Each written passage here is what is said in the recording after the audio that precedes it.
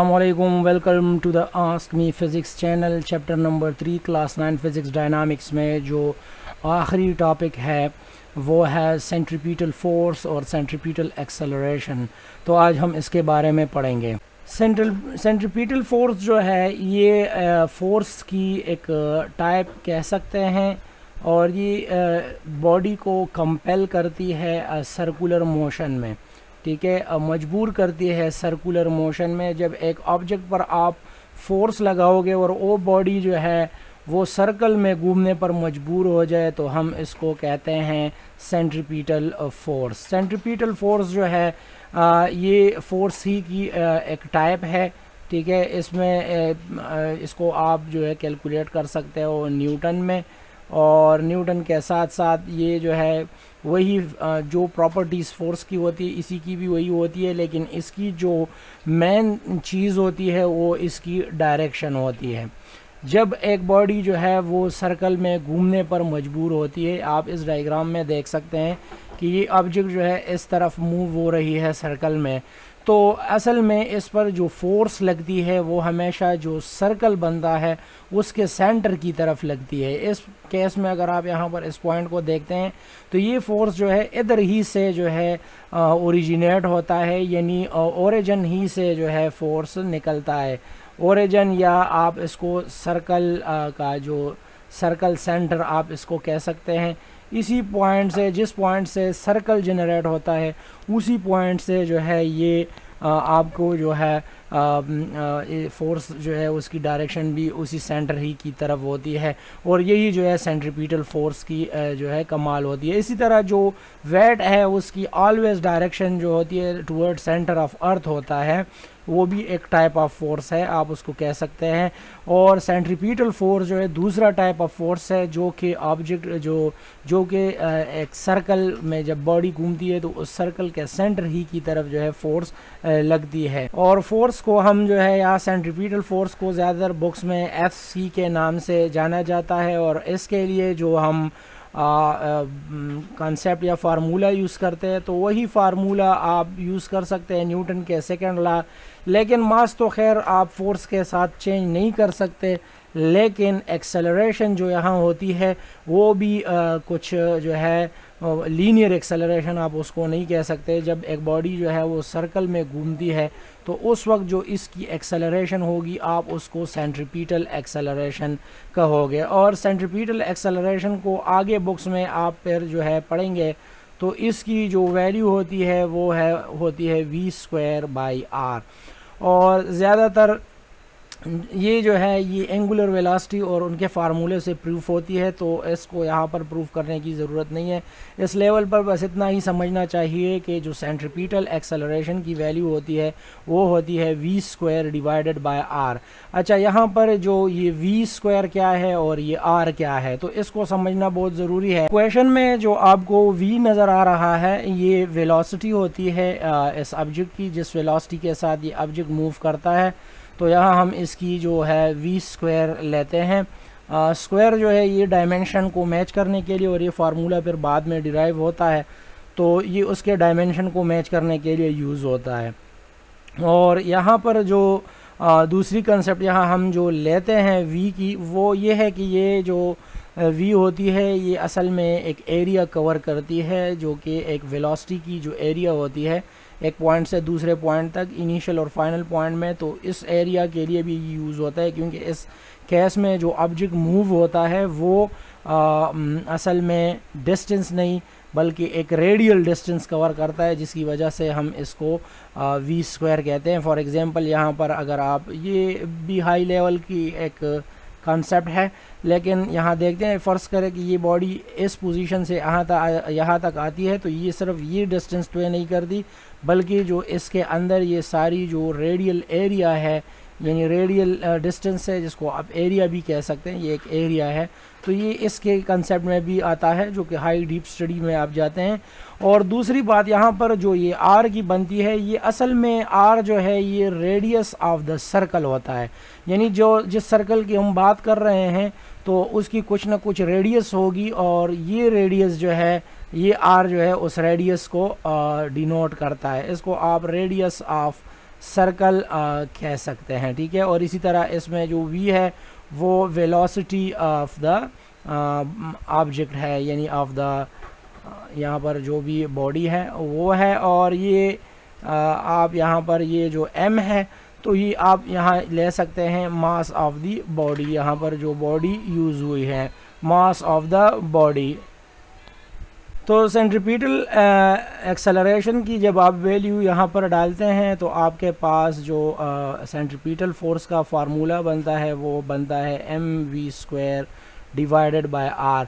और यही जो है यहाँ पर जो अहम फैक्टर है इसमें, अगर आप इस सेंट्रीपिटल फोर्स के फार्मूले को देखते हैं। अब यहाँ पर अगर इस फार्मूले को गौर से देखा जाए तो पहले तो हम इसे जो देखेंगे कि इसके जो कुछ फैक्टर्स होते हैं कि ये सेंट्रीपिटल फोर्स में जो इन्वॉल्व होते हैं। एक तो आप जो है बाकी चीज़ों को अगर आप कांस्टेंट रखते हैं, अगर आप v² और r को कांस्टेंट रखते हैं तो आपके पास जो सेंट्रीपिटल फोर्स की वैल्यू बनेगी वो प्रोपोर्शनलिटी में अगर हम बनाते हैं तो यहाँ पर हमारे पास m के साथ प्रोपोर्शनल आएगा।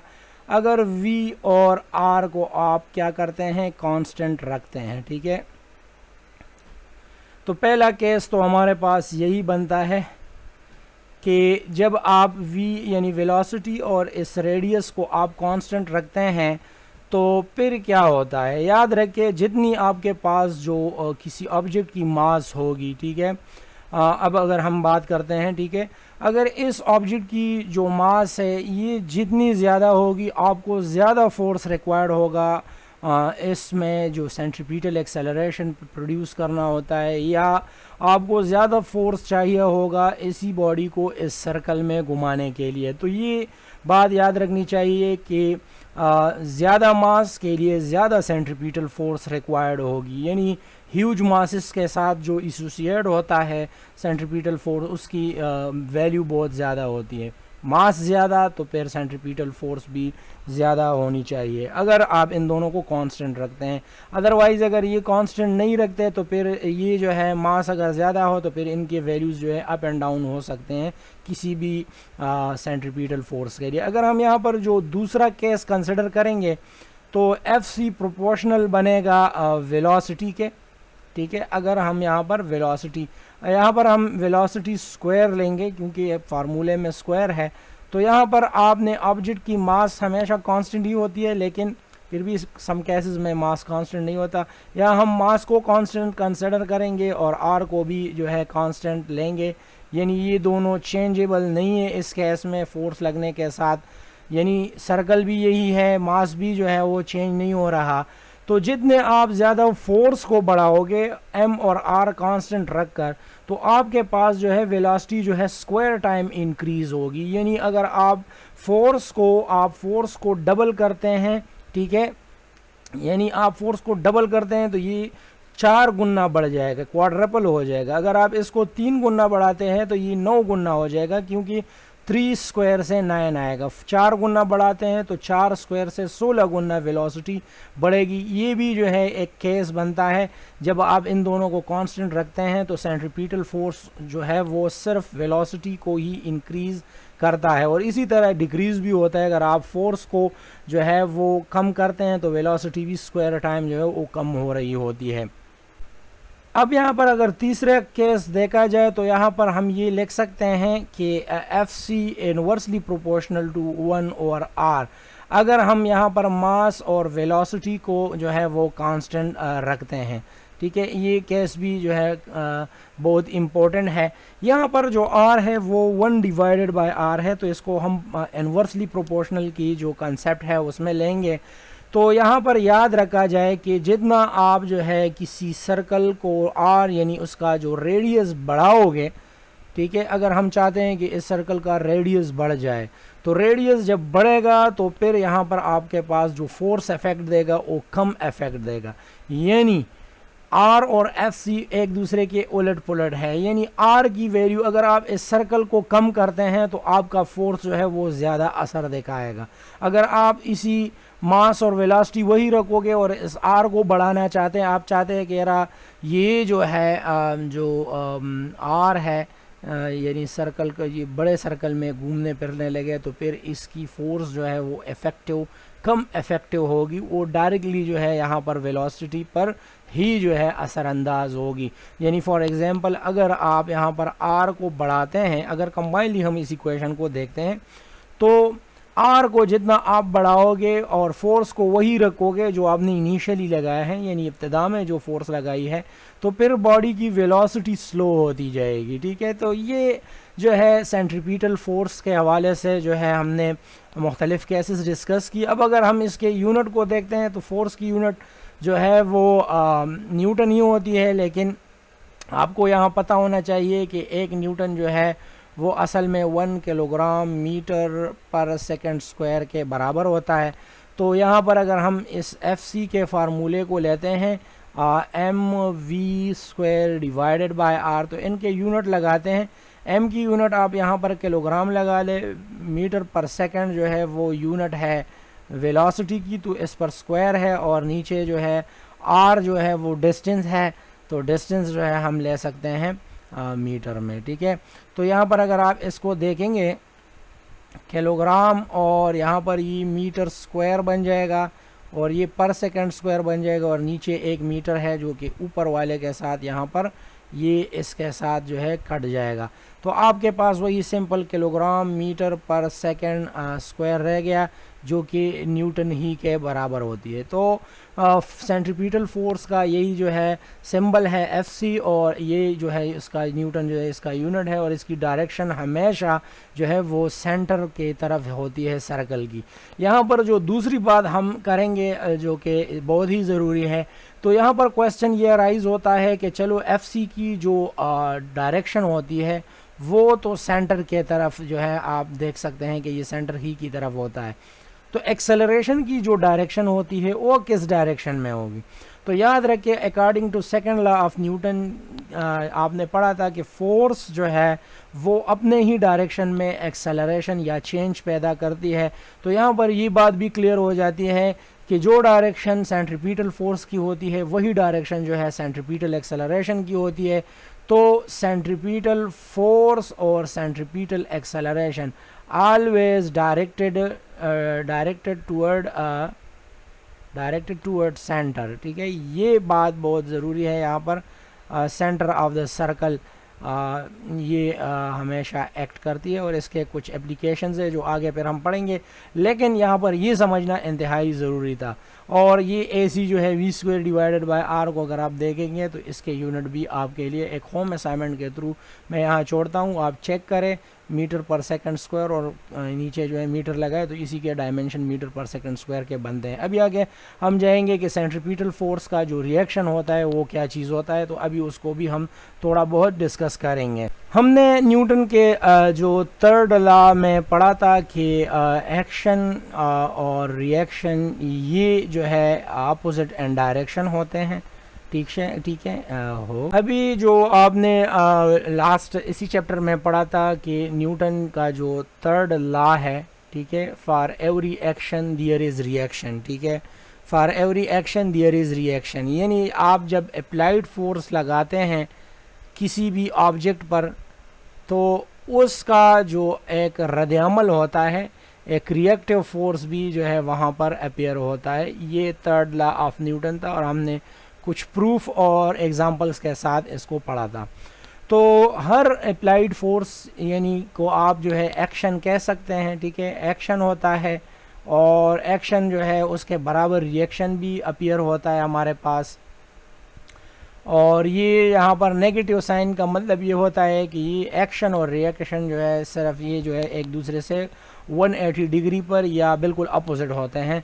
तो ये एक्शन एंड रिएक्शन। तो यहाँ पर जब सेंट्रीपिटल फोर्स की आपने बात की तो इसके रिएक्शन में भी एक फोर्स का नमूदार होना एक फितरी अमल है कि सेंट्रीपिटल फोर्स जब आप एक ऑब्जेक्ट पर लगाते हैं, यानी आप इस टेंशन के थ्रू यहाँ पर एक खिलाड़ी जो है इस बॉल को क्या करता है, खींचता है सेंटर की तरफ, ये नीचे की तरफ खींचता है, तो ये बॉल जो है सर्कल में घूमने लगती है। ठीक है, तो ये जब सर्कल में घूमती है तो सेंट्रीपिटल फोर्स जो है यहाँ पर अपीयर होती है। तो तो ये सेंट्रीपिटल फोर्स जो है, आप जो फोर्स लगाते हैं ये एक एक्शन है जिसको आप सेंट्रीपिटल फोर्स कह रहे हैं। लेकिन यहाँ पर ये बॉल जो है ये आपके मुखालिफ सिमत में फोर्स लगाता है, जो कि एक रिएक्शन फोर्स आप इसको कह सकते हैं, ठीक है। और ये रिएक्शन फोर्स आप ही के फोर्स के बराबर होती है, और इस फोर्स को हम जो है नाम देते हैं सेंट्रीफ्यूगल फोर्स। सेंट्रीपिटल फोर्स को मरकज़ माइल कुव्वत कहते हैं, मरकज़ माइल कुव्वत उर्दू में, और इसको कहते हैं मरकज़ गुरेज कुव्वत, मरकज़